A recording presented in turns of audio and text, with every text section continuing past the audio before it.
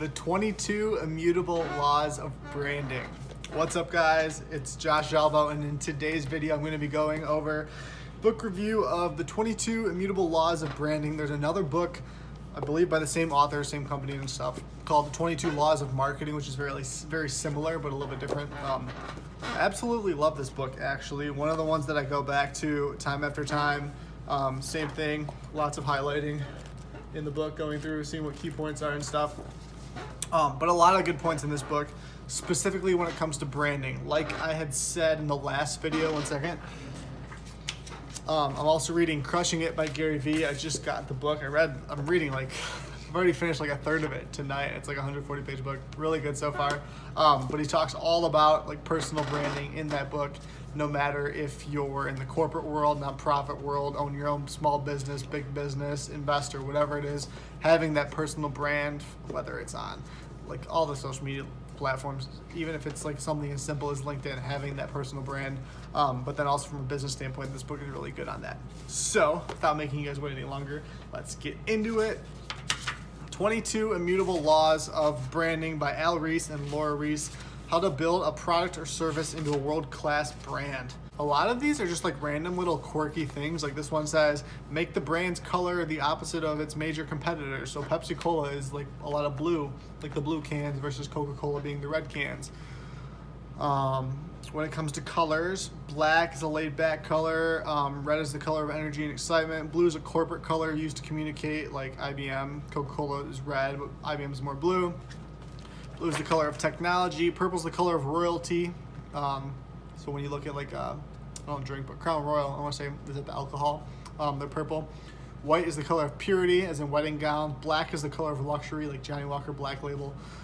Blue is the color of leadership, as in Blue Ribbon Award winning of a horse show. Green is the color of environment and health. So I have a friend, Christiani, who owns a CBD. I want to say it's CBD, I think that's what it is, company in Las Vegas. So the main thing is green. Leaders have first choice when it comes to color. So with Coca-Cola and Pepsi example, picking red versus picking blue. The power of a brand name lies in the meaning of the word in the mind. So the same way Q-tips are actually just ear cleaners, but the brand itself is called Q-tips or Kleenex or Xerox that instead of copy that. There's a lot of like mouthwash. I don't know if mouthwash is actually one. Mouthwash I don't think is one, because that'd be different brands like Act or Crest or whatever, Scope, whatever. But instead of, if you can take over the name of the entire product and it's actually your brand in the mind of the consumer, you're doing pretty well is what the book is saying.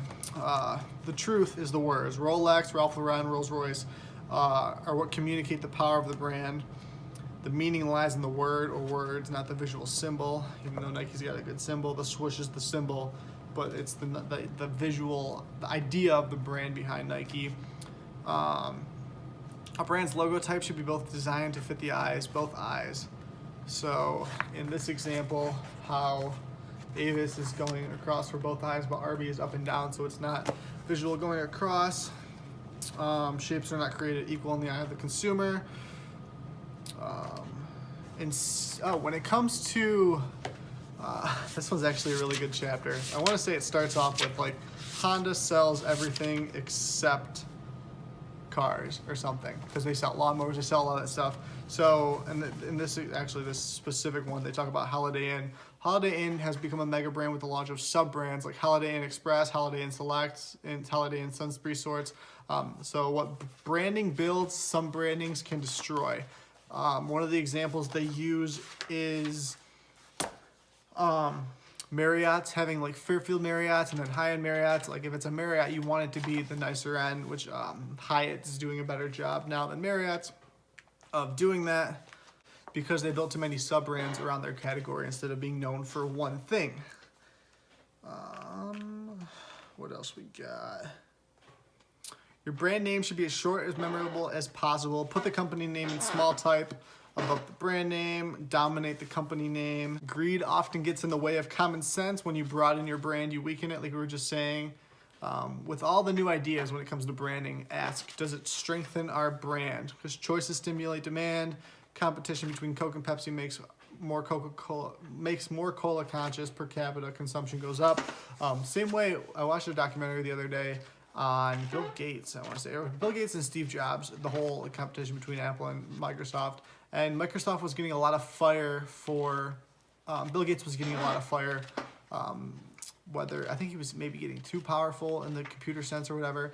And he actually helped fund, I believe, from what I remember from the documentary, Bill Gates helped fund Apple at one point, bought a bunch of it, due to the fact that if Microsoft was taking fire for, you'll understand the point I'm getting at in a second. If Microsoft was taking fire for being too big and they had no competitors because Apple was the only competition, then they would have even more reason for, the government would have even more reason to go after Microsoft for being too big. Whereas if Microsoft helped fund Facebook and Facebook was still in the picture, back to the book, they would have more per capita consumption of computers, more per capita consumer knowledge, let's say, more so, of computer products at the time, as well as having a little bit of synergy in the fact that they would not be getting too big to where the government would want to come after them. Hyundai makes everything except money. When you expand, you reduce the power of your brand. When you contract, you increase its power. A company's very existence depends on building brands in the mind. There's a BMW thing in here that talks about BMW owns the ultimate driving machine. Same with Rolex. Rolex has become the world's best-selling and best-known brand of expensive watch. Does quality have anything to do with its success? Probably not. Does Rolex make high-quality watches? Probably. Does it matter? Probably not. So quality is important, but brands are not built on quality alone. Quality is a concept that has thousands of adherents. Quality, or rather the perception of quality, resides in the mind of the buyer. If you want to build a powerful brand, it's more about the perception of the quality as well as having good quality, but more so about the perception and be known as a specialist rather than a generalist. One of the things that I can relate to this personally is when I was growing Dip Lab, I had a lot of people asking me to do tints instead of just specializing in plasti dip. I did it for a little while, even though I wasn't wanting to, but there was so much demand for it that I ended up doing some. And it ended up being not making any sense. Same with vinyls. I could have done vinyls too. Never dabbled with vinyls or whatever.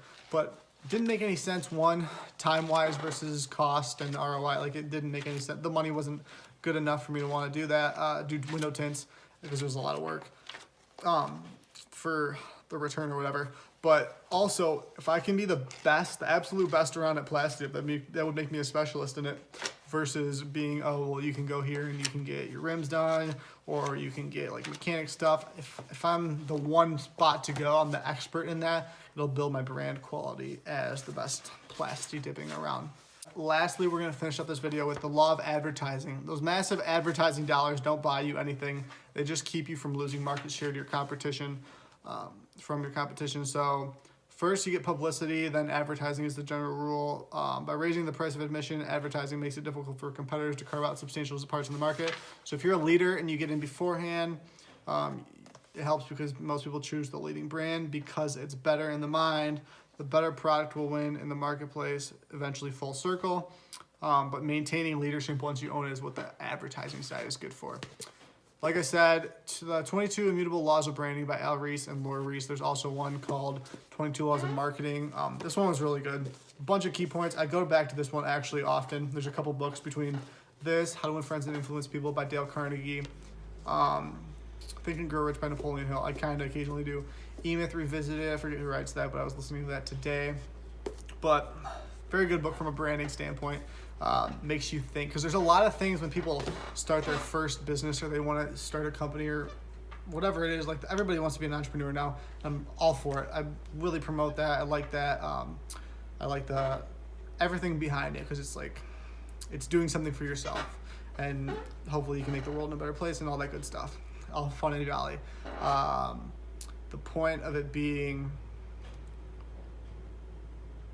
there's a lot of things I didn't know when I first started Dip Lab and Summit and all that stuff that's counterintuitive in a sense, which this book kind of talks about.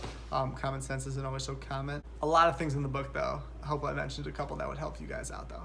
As always, if there's another video or a book you want me to review, please feel free to let me know. I'd be happy to do that for you. Best way to contact me is probably Instagram at @TheJoshAlbo, or leave something in the comments below. If you haven't subscribed yet and you're liking all the tips that I'm getting from these books, subscribe. There should be a button in the bottom right corner. I'm gonna guess. It might be bottom left. I'm not sure. I think bottom right, where the JA is. And then I'll be happy to make more videos for you guys. Until next time.